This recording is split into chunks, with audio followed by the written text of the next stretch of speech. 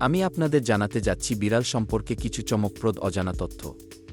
আপনার কি জানেন বিড়ালরা তাদের কান 180 ডিগ্রি ঘোরাতে পারে?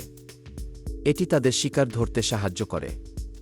বিড়ালদের চোখে একটি বিশেষ প্রতিফলক থাকে যা রাতে তাদের দৃষ্টিশক্তি বাড়ায়।